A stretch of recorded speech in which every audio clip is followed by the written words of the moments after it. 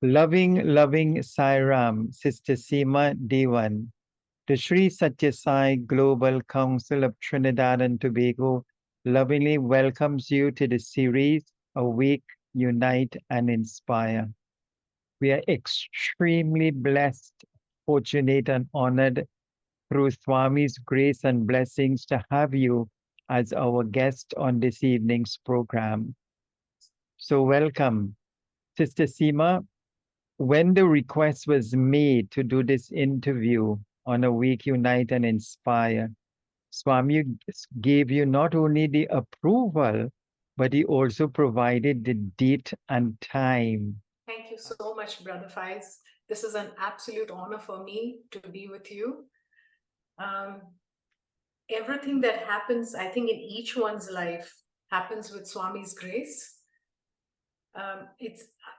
I guess Swami has given me a little more awareness right now to be able to connect with him for every small thing that I do in my life. So it's an absolute honor for me to be on your show, and I know this is definitely Swami's will. This is an absolutely a wonderful day for us to have a satsang with each other. I cannot even imagine a more blessed day than this, than to speak of the glory of God together and laugh together and cry together, remembering all our past experiences. So I really thank you for this opportunity. And I send my namaskar and my love out to all in Trinidad and Tobago who are listening and anywhere in the world. I'm so happy to be amongst all of you. Om Bhur Bhuvassuvaha Tat Savitur Varenyam Bhargo Devasya Dhimahi Dhiyo Yonah Prachodayat. Om Shanti Shanti Shanti. Dearest Bhagwan, I thank you for this wonderful opportunity to be with Brother Faiz together today.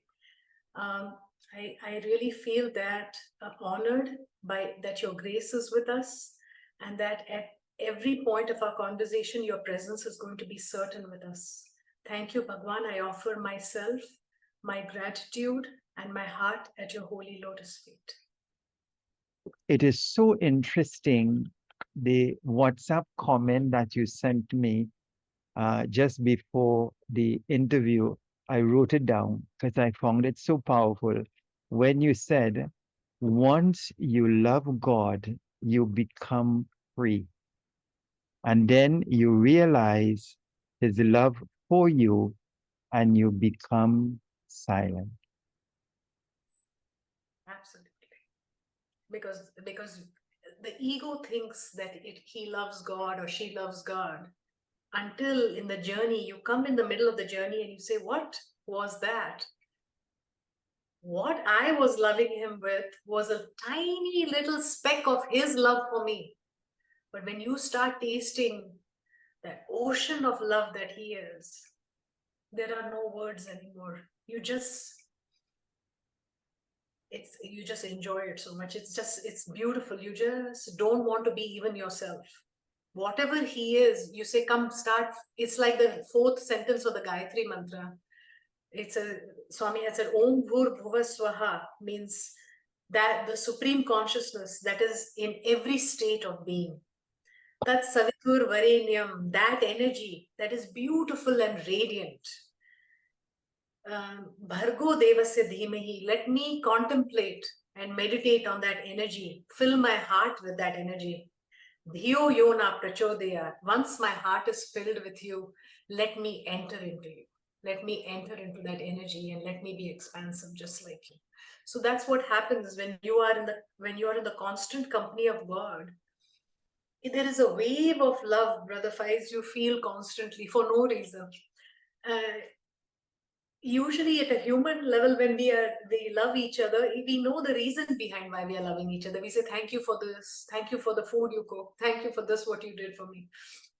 And you feel the love and touch. But this love that God gives you is for no reason. I could be sitting and doing anything and, oh, It's so beautiful.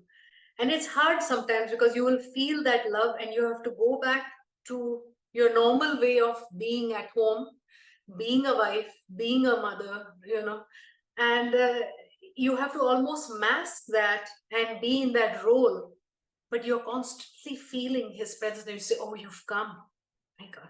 And there is no reason for it. There is no reason for it. That's the beauty of this love.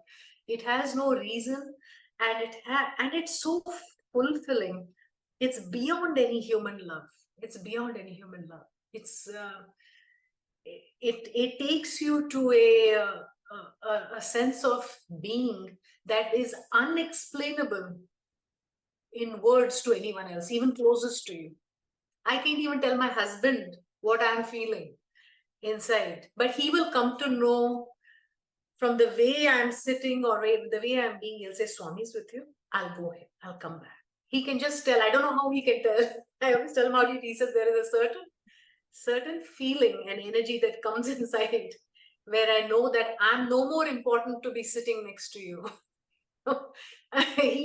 You don't care about anything else at this point.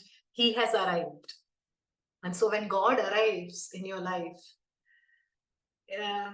and I know every being is going to experience this. Every being. Baba says there is not one being that is not going to that is going to experience my love and fill themselves in their love and return and come into my heart. So there is not one person, but it's just that sometimes it becomes hard to explain even who Swami is to someone, when somebody comes and sees pictures, especially Westerners here, when they come to my home and they'll say, who's this guy with this afro hair, all over your place? And I say, the best way to tell you is he's a part of me. And I am part of him. And he says, but who is he? I said, well, the best way for me to say is, for me, he's God, but for you, he would be a spiritual teacher. There's no way to explain him, right? There is no way to explain Swami. Who is Swami? I mean, who's to dare to define God and explain him? Nothing. We can talk about him with the little experiences we've had, but to define God is impossible. Sister Seema, what is so beautiful in what you're sharing is that it in your daily life, because you said Swami once told you, you have to take care of the children. So you have to be not the mother, but the guru. Yes. And what you're explaining, and I remember from your past interviews, you might be cooking and Swami will tell you, put a little more curry, or you may have to go to the bank and Swami says, no, don't go at 9:30, go at 10. So every single moment of your day, Swami is there, guiding, inspiring, showing the way. So it's like living in God, for God, with God. So when you live from that center of your being, and you have to perform what you might call the mundane activities, they really become transmuted into worship because you're doing it from the center of love, isn't it? Exactly. You hit the nail on the head. Exactly. I worship fortunately for me, I have no time for prayer. My worship starts from the time I open my eyes and close my eyes, because there is no specific altar for me to go and bow down to. I could be in the kitchen and there could be a small piece of hair and he'll say, my feet are here, Amma. What is this hair doing? Pick it up. So there is no kitchen, there is no bathroom, there is no family room. Every room is his room. And I am just waiting to see where he will come, when he will come, what he will say. When I'm speaking to even somebody on the phone, he will come and say, you should have not said this, you should have said this. That person would have been elevated to this level. I could be talking very mundane things, but even the mundane things, he will correct it. So, I don't know. For me, being in Parthi or being in any other place is the same thing. The only thing in Parthi was I saw my children's eyes shine. And, as a family, we were able to see. Here, I become alone in my journey here. Whereas in that journey, I could have my family enjoying God and saying, oh, we saw him. He looked so beautiful. He smiled so beautifully. Here when I see him, yes, he looks beautiful, smile, but I have no best friend with me here to talk about it.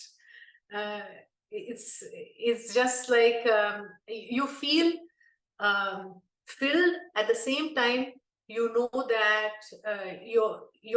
the faith that you have, that you're carrying, that he's in your soul, you're very alone in that. You don't have anyone else who can completely believe in what you're saying and feel. And Sister Sima, what is coming through so powerfully in your sharing? It's like the annihilation of the ego, which as Swami says means edging God out. So here is Swami, where you live with him, you living in him, for him, with him. So there's no ego. It is as if Swami himself now is the one who you are centered in, and he's the one who is doing everything. He's the doer. You are simply the instrument through which it is being done. And that's the question I wanted to ask you. What does it feel like? What is the experience like living inside, for Sai, with Sai, in the mundane world with such little things as we said about putting too much curry in the food or what time to go to the bank? What happens inside of you? What is that feeling like? Is it a feeling of joy, of connectedness? You feel very happy all the time. You feel very happy because imagine if you had one interview after another interview after another interview after another interview, and you're telling God, God, I need to sleep. Because I tell him sometimes, like, Swami, I need to sleep. Can you not give me a message right now? Because sometimes in my deep sleep, he's talking and it's so profound that I get up and I say, now I can't record every message, but it awakens me because it's so beautiful. So sometimes I tell him, Swami, can I sleep for about half hour? Can you not talk for half hour to me? So it has become to a point where it is carrying God in your heart constantly, but it's very beautiful. Okay? You feel very joyful, and even as you're going through the ups and downs, you the fear that I used to experience before I had this, that fear has gone. I can go with a very stable mind and say, Swami, I was supposed to do this, but this has not happened at all. What next, Swami? What is it to be? And if he says silence, no answer, that means, okay, I have to just, this is what it is. And when it is, sometimes my kids act as though I'm a hot point for him, like, what did Swami say? If this will happen, can you tell them about the test? What my tests are going to be tough tomorrow? Should I be studying this? I said, I don't know. You go and do what you need to do. Don't ask me. You just act like, what is Swami telling you from inside? Swami is telling me to study. I said, go and do that then. That's it. Don't do, you can't be dependent about the Swami inside of me. It's the same Swami inside of you. You go there. So that's what happens to you, is you become self-confident, but in a very different way. This self-confidence makes you very humble. It's a humbling self-confidence. Because you know that self that you're talking about, that confidence that you have in that self, is that lotus feet. So you walk around knowing that nothing wrong can happen. Even if I were to collapse right now while talking to you, and suppose I die right now talking to you, that's the right thing that is supposed to happen. For me, I would even smile and tell my kids, make sure you guys study, okay, and do everything right. Make sure your character's okay, and I close my eyes. Because I say, at least I said something good to them before I close my eyes. But that's the state of my being right now. It doesn't matter to me what the next second is going to happen. It doesn't matter to me what the second before happened. What is important to me is this second with God for me. It's not even this God with my experiences. It's not this second with what's going to happen with my family and loved ones. None of that is important to me. It's this second with God. Everything else is coming second. They come to, of course, those are my duties. I'm not going to let go of my duties. But He is not my first duty, he's my first love of my life. He's my breath. I cannot breathe without this life. That he's my breath. It's not something I've chosen to be with him, or it's not something I like to do. It's just he's part of me. It's inseparable.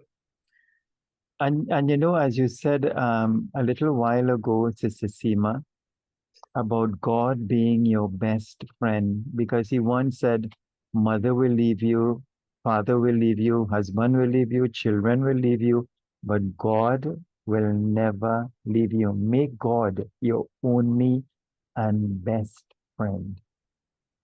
He is there is no other friend that is as truthful to you, as brutally truthful to you as God. God is brutally truthful to you in order for you to be free of who you think you are. Swami is very direct.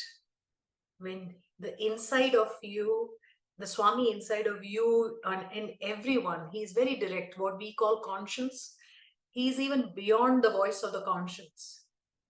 The conscience is just reflecting his voice. He's even beyond that. You go beyond the level of the conscience. Conscience tells you what's right and wrong. Swami just tells you what is. That's it.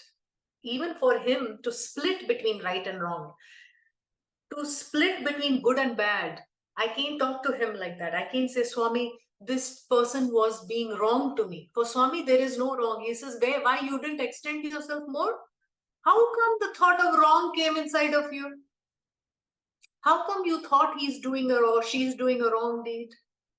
You didn't go beyond. You had a limitation point. He will ask me that. You have a limitation point. It was not that person was wrong. You came to your limitation. You weren't able to extend yourself.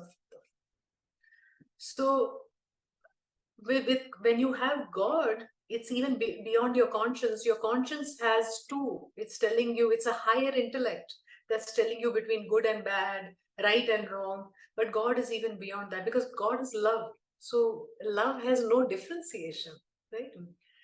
There is no differentiation in love. It's just, you have to be you. If you are not feeling love inside your heart, you are not. You have disconnected with God at that point. That's the best way. When somebody comes and asks me, how do I know I'm with God? I'll say, if you're feeling full and pure love, and no matter what somebody's telling you, you're able to see that this is what is in this person's mind, but is not this person. This is what this person is drawing thoughts from. He's drawing thoughts from a different energy, different. He's not reached his center. He's at a more superficial level, taking that energy from that and creating. For example, I can give you a good example. Like, if you see a composition that's written by a first grader, correct? My mother. And then I tell you now, Brother Faiz, write a composition on my mother. What will your composition will be very different from the first grader's composition, right? Now, if I go and tell the first grader's guy, whoever has written the composition, horrible, terrible composition you wrote, what you would come and tell me? Says, Seema, it's only in the first grade, tried his best. Yes? Swami takes everyone who goes into their weak points of their mind. He always says, don't say anything. Just say that their mind had weakened. They were using a little superficial source in order to think. So in the same way, like we would not shout at a first grader, we would tell a first grader, you'll do much better composition in the second grade, third grade, fourth grade. In the same way, there may be a 70-year-old next to you making mistakes with his mind, may not be a first grader, but for Swami, he is a first grader that is using superficial energy. And you have to have that. And Swami doesn't even like the words tolerance and endurance and all these words. He says, what tolerance and endurance? These are words that means you're harboring something inside and tolerating. Love. So when we look at someone, um, when we are in the company of God, there is only one feeling in us: love. So if there is only one feeling in you in love, no matter what is happening, guess how you are going to be, what state you're going to be. And you ask me, what shape are you in every single day? I go through the ups and downs. There are difficulties in my life, no doubt about that, but I'm still happy. How am I happy? Because God's love is reaching, I'm aware of God's love inside of me. I'm able to see that. And that love can allow me to go through any ripple of any wave. I don't feel the ripple of the wave. I feel only, look how he rode us through this. Oh my gosh, look how he's rowing us through this. My picture is different inside my mind. He has, like he kept shaving the ego off and kept shaving the ego off until I love to love. And if your priority becomes, see, if a priority is to fill up a bank account, then you will do that, right?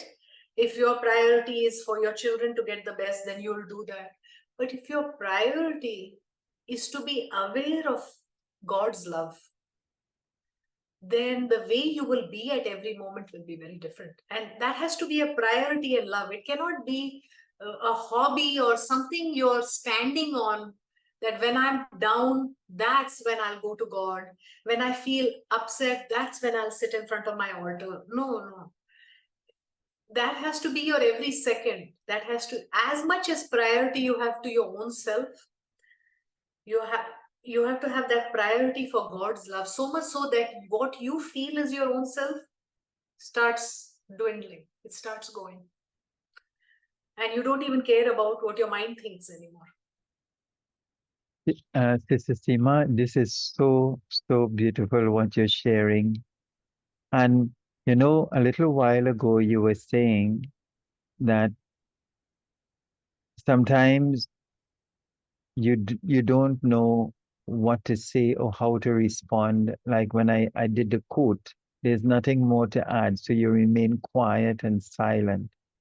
And you know, Swami in 1986, when we took the first EHV course, he said the best way to teach human values is to live it. So when you live in God, for God, and with God, as you said, you don't have to say anything. Your very life, your very vibrations, your very energy and love just pours forth from you and touches so many people. So you can be in a room sitting quietly and effecting transformation in such a deep, subtle level with love just flowing from the center of your being.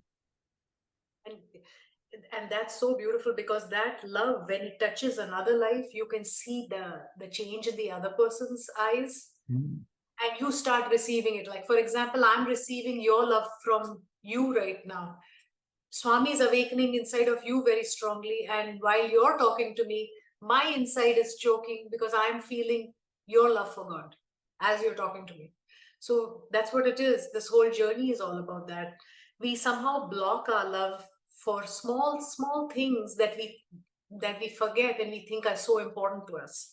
And we try to race with God. Swami used to always say, don't race with me. This is not a race where you see who comes first. You know, you're taking care of your desire or my will. Correct? Don't race with me. I'll allow you only to reach the finish line, he used to say. You will only reach the finish line. Amma, I won't. I'll be helping you. Don't look at where I am. You look at where you are. I am looking at where you are and how fast you're going. You concentrate on that. Don't look at where God is, how close he is, whether he's listening. That is not important. And then he used to always say very sweetly, I will make you reach the finish line. I will make you reach the finish line. You don't worry about it. Sister Seema, I want to go back to, I believe it was the last interview you had with Swami, or maybe an interview before, where you mentioned that you had grown so accustomed to Swami calling you. when he doesn't call, you felt, hurt inside and you would cry, Swami is not calling me. And then Swami in that interview told you, why can't you have 100% faith in me? So the question that I want to just ask is how important on the spiritual path is faith and the confidence in the self to navigate our true selves? Faith is everything, Brother Faiz. Faith is everything. Faith leads to self-confidence. Faith is the power to know at all times that I don't know what's ahead of me. I don't know what is behind me, but he does because he is with me. He is with me more than I am with my own self. Just because I can't see what is ahead of me and what is behind me, he can see all three. Okay? So faith begins with God knowing your past, your present, and your future, whereas your eyes are only on the present. Faith is the key that takes you to God. That thought that God knows everything, that God does everything for your good, that God believes in you the most in life, more than you believe in your own self, leads you to the thought that I am holding the hand of the one who's not only walking with me, but who's going to lead me. That is faith. That faith leads to complete peace of mind. When your mind is completely at peace, then your mind thinks thoughts that come from the center of your being. They are powerful thoughts that are very, very, that have a very good organization compared to restless thoughts, correct? And these powerful thoughts that are very well organized, that are selfless, that are coming from the center of your being filled with love, those thoughts lead to what we call self-confidence. Because when you're at complete peace and you know your direction, so that's the definition of self-confidence, correct? Complete peace and knowing where you have to be is God speaking to you from inside. That itself leads to self-confidence. That everything that is happening right now, everything that I'm hearing, everything that is going to be, it's only going to be because he is with me, and his will be much, much better than what my mind would have thought. You're filled so much with God thought, that God's guidance continuously keeps coming to you. As you love his word, as you love his guidance, his will starts arising from within you. His will arising from within you is self-confidence. So faith and self-confidence are walk hand in hand with each other. First comes faith. First comes faith. From faith comes supreme self-confidence. Because you know that whatever is happening is his will and is for your good. And because of that, you're very much at peace. Whatever you're doing has great structure, organization, and it is selfless. That's the main thing. You won't falter in anything, and it will be filled with love. You won't falter. You won't have any mistakes when there is self-confidence.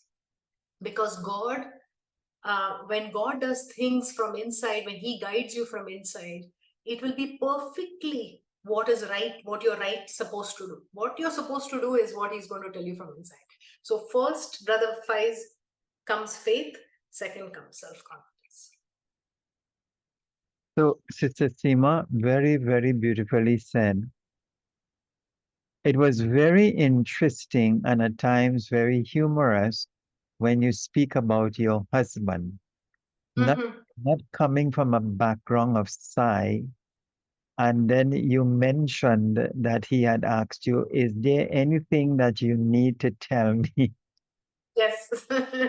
And so my question is, how did your husband, especially initially, react, respond, and deal with the reality that you are now having a moment to moment relationship with God? You're speaking to God. He's guiding you in almost every of your daily activities.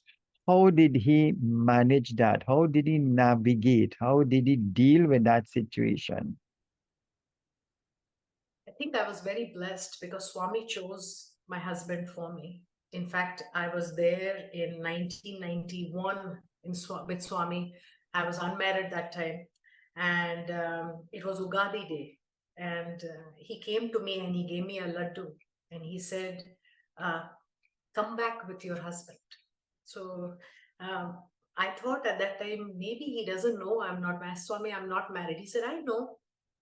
You come back with your husband." And so I think the next Ugadi, same next year Ugadi, I got engaged to my husband. So I know very well that he had chosen him. And uh, the one thing very I was blessed about was my husband is a very simple, good-hearted, and a very loving person. And that was, I think, the blessing Swami gave me. So initially when we of course I still didn't tell him that I have communion with God, but so he himself started observing my way of being in the house with him during his ups and downs, how I spoke with him, and he would say, this is pretty profound what you just told me right now. That's so nice." And I say, yes, God in every soul speaks that way. This is what God's. So slowly over time period, and then of course Swami told him right in the interview that she speaks to me, and he came and said to me outside, "I didn't know that you." Sister Seema, not to cut you across, when you just got married, and was he a believer in Swami at that time? Let me tell you one thing. Yes and no. Well, his family came from Chinmayanand family, so they were very devoted. His family was a very devoted family to God, that I should say. Now, when we were getting married, I had lost my father already, and so my ceremony was being held, was being done by my mom, and there were certain aspects of the ceremony that the father had to do. So I had put Swami's big picture next to my mother as the father. And so we performed a Vedic wedding, and in the end, you take 7 steps towards God, and there are certain promises you make to each other. And so I wanted to take those 7 steps towards Bhagwan. Usually, you take it towards your parent. And my mother is there, and she's still alive, but I still didn't want to do that. I wanted to do it towards God. So I asked him, I said, he's my master, he's my spiritual teacher. Do you mind if we take these 7 steps towards him? He said, no, because actually he has his parents and my mother, and we didn't do anything with that.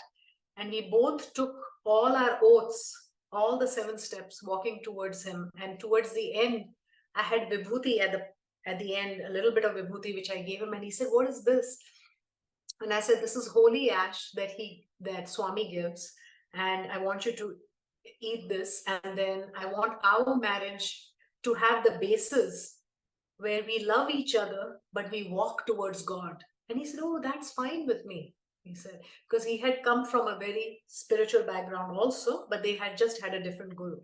So he was fine with that. He just did not know Swami. That's it.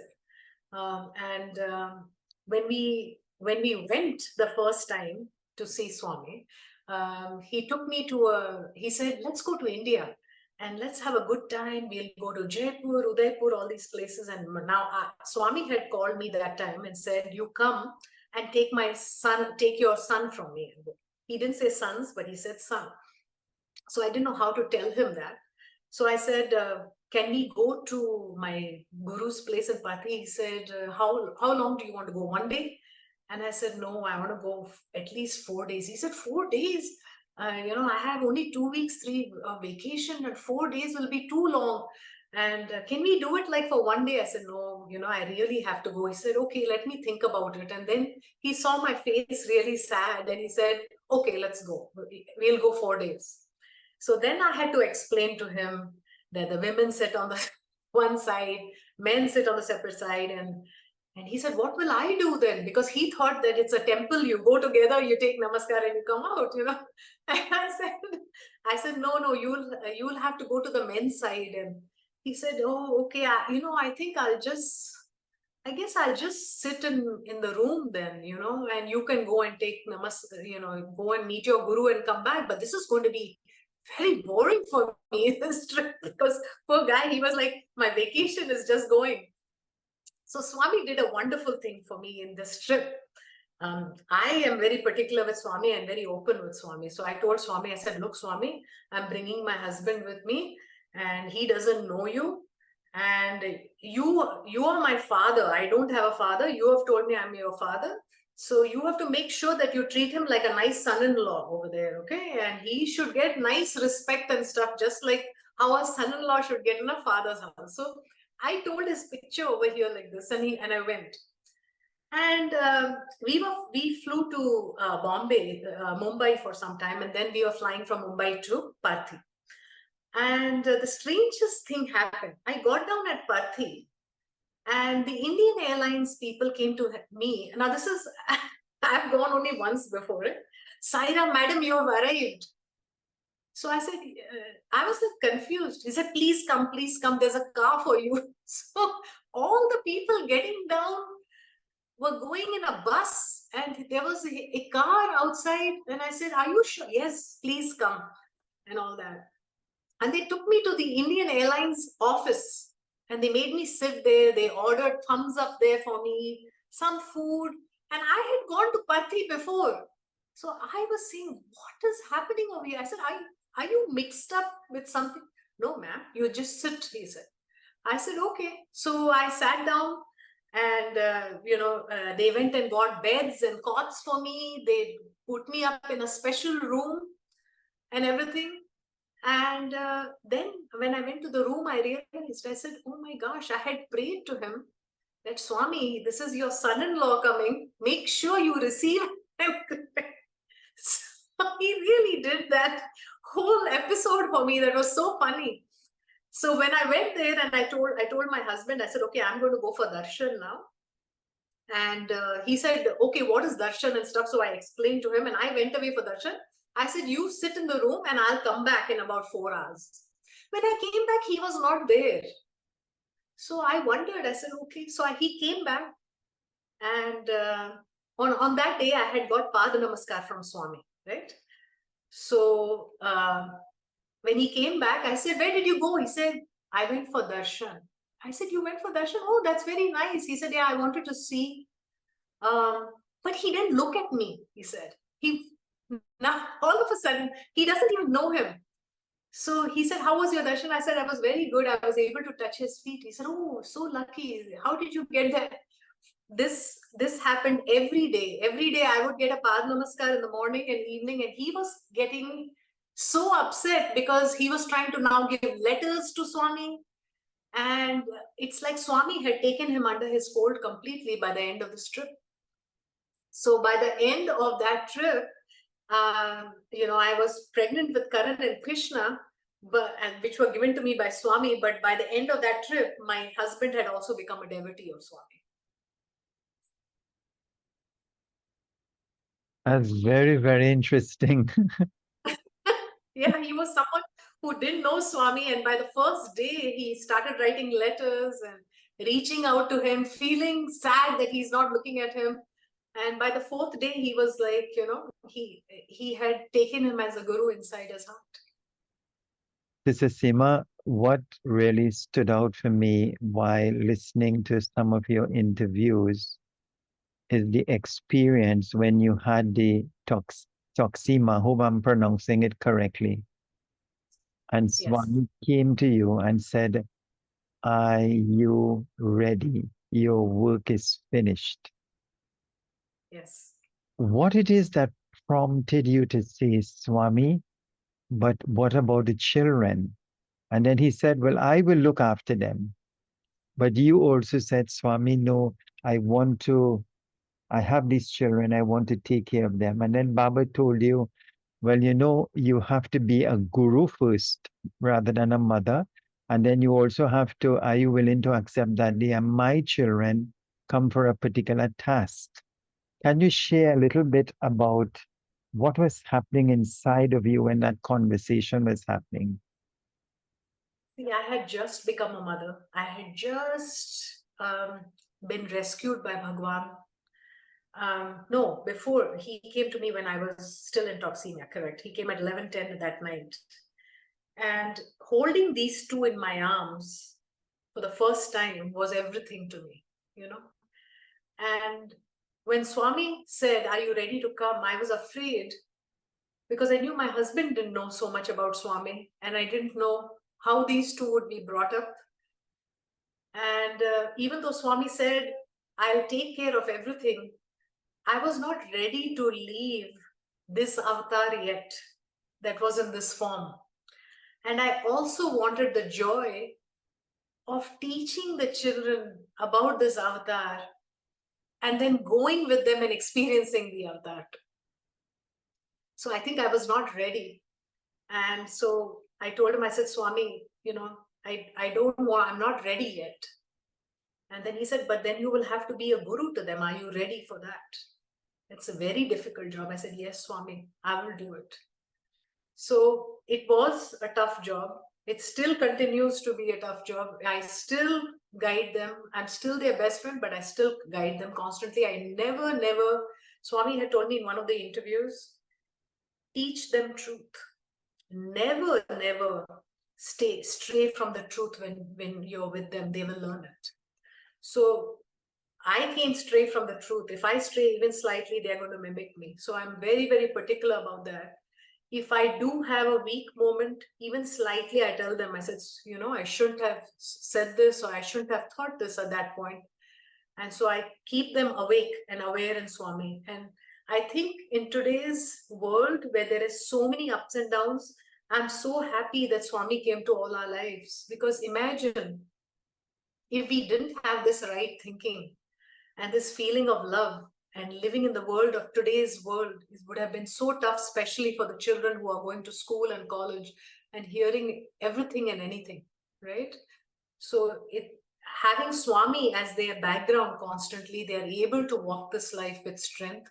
And not only are they able to walk this life with strength, they are helping so many other children who are with them in schools and colleges, helping them in order to, because they tell me, "Mommy, it's not that they are not able to see the truth. It's just that their environment they grew up was not right."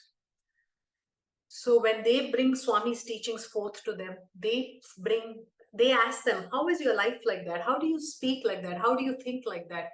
Then they bring Swami in the picture. Then they bring Swami's words in the picture, Swami's guidance, Swami's discourses through all these years. And that helps those children. And they say, "Oh, this is so cool.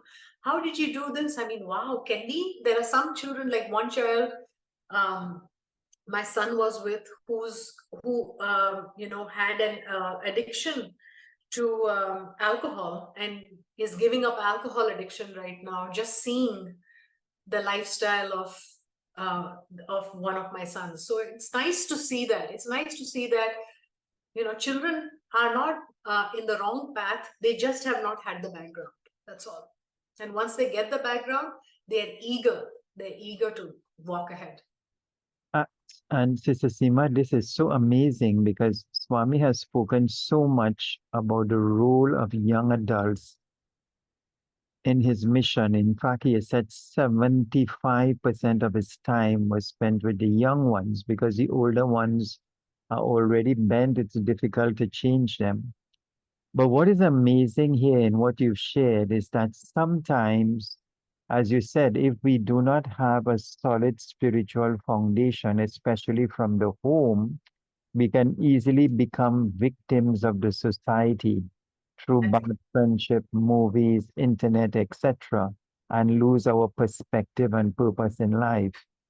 But here are your two children who were so grounded, firmly grounded inside, had wonderful upbringing because the parents were good examples in the home. And now they are agents of change to bring about transformation in others. So, what came through very strongly, and when Swami told you that you must become a guru, not so much a mother, you also had to grow from within while teaching them because you had to be the example of what you wanted them to become. And it's so good too that you were honest in the sense that whenever you erred, you would actually tell them, I should not have said it that way, I'm sorry, etc. And that is such an important thing because now they see you as being honest in what you're doing and they love you and respect you more because we all make mistakes. I remember we were having a family discussion home. We used to have a family satsang every single week. And then we used to go around in a circle and have an informal chat where my wife would make a pot of tea, we would have some sweet bread, and then we would tell the children, we value what you all have to say because they were part of the planning of the household. And when it reached my eldest daughter, Amrita, she said, Dad, you are not a good guru. And I said, why? She said, last time we went to Balvikas, you were rushing and you went through the red light. And then I put my Wow. hands like this and I said, Amrita, Dada is so sorry. I'm not going to do that again. So sometimes the children become our gurus For sure. and they pull us up when we err. So Yeah. it is also a part of evolving with the parents at the same time. And as you mentioned, Swami had said it's so important for children to have good parents in the home, setting good examples. It's the key thing. I mean, I think most of the children that suffer today is because their home atmosphere was not strong. It really, having a very strong home atmosphere helps a lot. It grounds the child.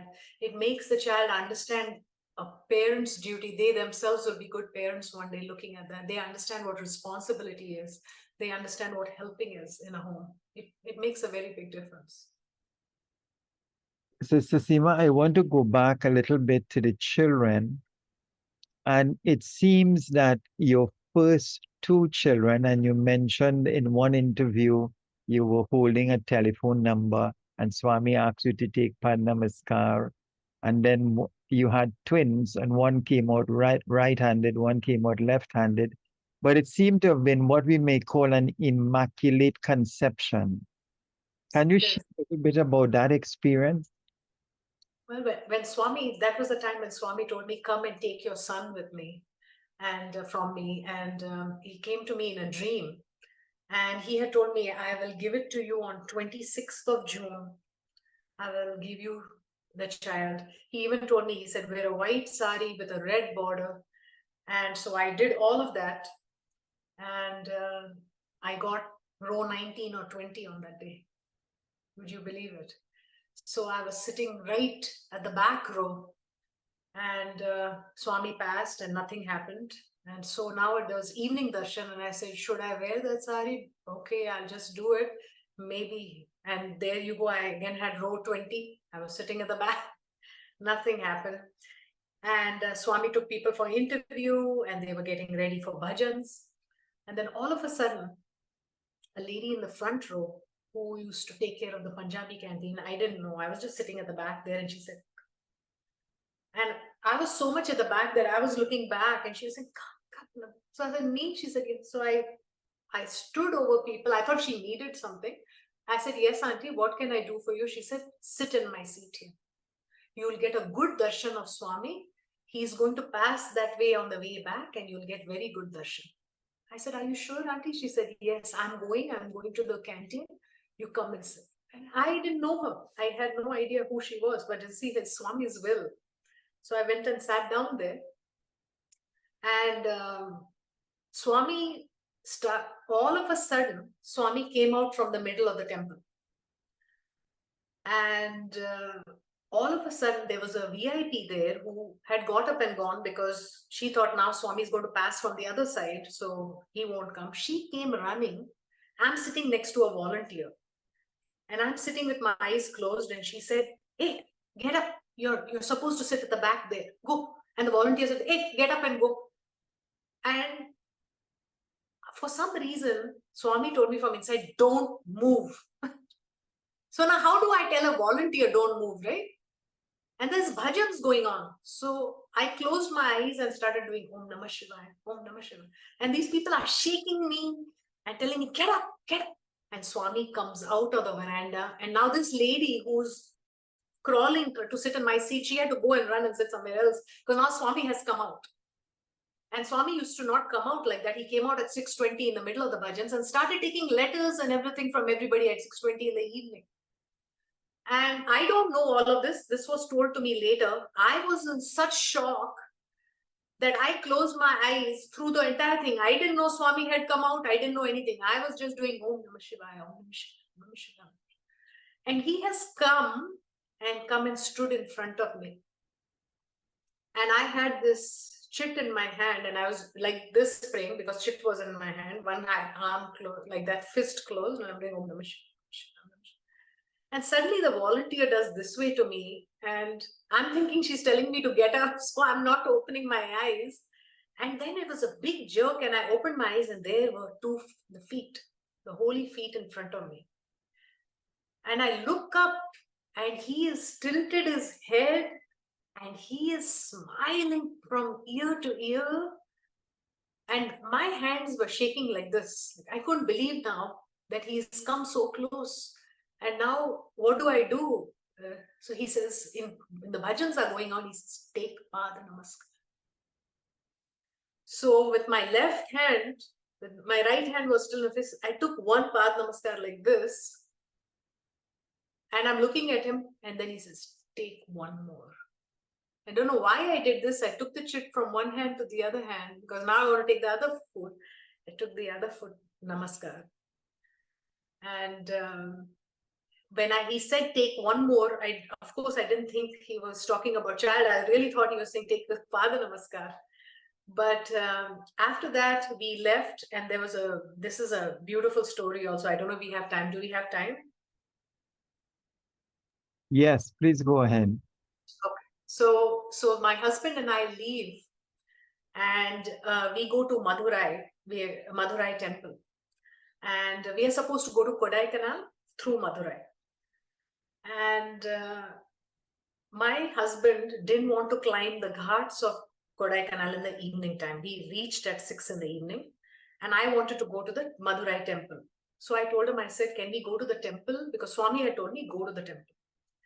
And he said, "See, it's 6 o'clock. If we climb the ghats, it'll become 9 o'clock. I don't think so."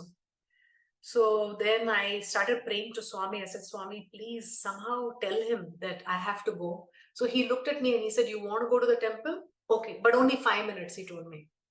Now, the funny part about this, Brother Faiz, is I go to the temple and we park and we look and we see 5,000 people in line. So 5 minutes is not possible.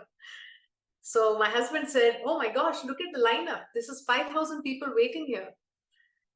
Or at that time, somebody knocked on my window.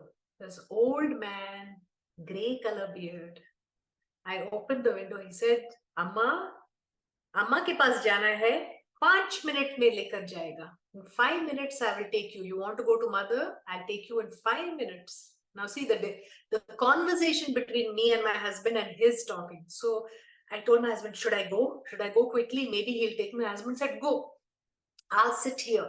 He sat in the car because he thought it's impossible. This guy is just talking some nonsense. This old guy, he's wearing a lungi, a long shirt, gray beard, okay, and he's tied a knot like that on his head. Of course, you can know by the thing which form Swami has sent. And he's going through the crowd saying, "VIP, VIP, VIP, VIP, VIP." And I'm thinking to myself, does this man want money? I don't know why is he saying that? He took me straight to the altar there.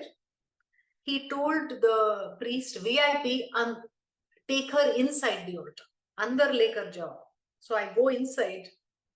He says, the guy allows me to take namaskar of her Mangal Sutra. I take the namaskar of her Mangal Sutra, come out. And then he said to me, stand, now this is very important, stand by the Ganesh gate, Ganesh statue. So I told him, will you come back? I'm telling him in Hindi, will you come back? He didn't answer me. I said, because I want to give you dakshina. He said, pray to Ganesha first, pray to Ganesha. So I prayed to Ganesha and I waited 5 minutes, 10 minutes, 15 minutes. So I left 108 rupees there for him by the Ganesh and went back to my taxi and went back. And we climbed the ghats of Kodaikanal and reached there. Now, that night, at 2 a.m. in the night, between 2 and 2:20, I'm deep asleep. And then I see this huge fiery form. It's a fire. It's the fire. Now I know it's a cosmic consciousness, and it started taking the form of Ganesh. It started going this like a form of a Ganesh. And I'm telling myself in that dream, oh, why is this Ganesh coming? I'm not even attracted to the Ganesh statue, because at that time I used to not be attracted to the Ganesh form for some reason. And this Ganesh starts falling towards me, and then there is a zip and right into my abdomen, the light, and I wake up and I tell my husband, I said, my gosh, I had and my husband woke up and he said, oh, that's very nice, good, go to sleep. He didn't pay attention at all. He thought some loony dream she's had. And so next day when I woke up, we happened to we didn't know where Sai Shruti was. Sai Shruti was right next to our hotel where we were living. So we are walking around and I see the Sai Shruti building. I said, oh my gosh, look, Raja, there is a name, Sai Shruti. Must be something to do with Swami. So there was a gardener coming down. So I asked him, is this a private bungalow of somebody? Because I didn't know. He said, no, this is Swami's ashram. I said, oh, can I come? He said, come. So they take me inside. Swami is, of course, not there. Swami's in Pati. They make me sit in front of Swami's chair at this, and they say, sing bhajans. Now my husband doesn't know bhajans, so I was singing solo bhajans there in front of Swami. And then the next day, I started feeling nauseous, not feeling good, and I realized that I was pregnant with one. Actually, I thought I was pregnant with one.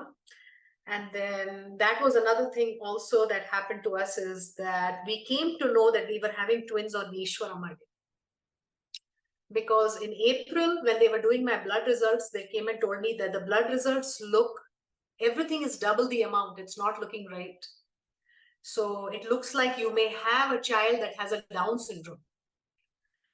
So we went for a checkup, and the reason my blood results were showing everything twice the amount was because I was having twins. So on Ishwaramma Day, I came to know I'm having twins. And on that night, before I came to know, Swami came in my dream and said, distribute sweets.